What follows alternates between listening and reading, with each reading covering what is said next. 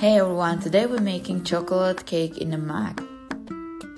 We need sugar, baking powder, milk, cocoa, flour, vegetable oil, nuts and chocolate chips. Chocolate chips and nuts, it's totally optional. If you don't want them, it's okay.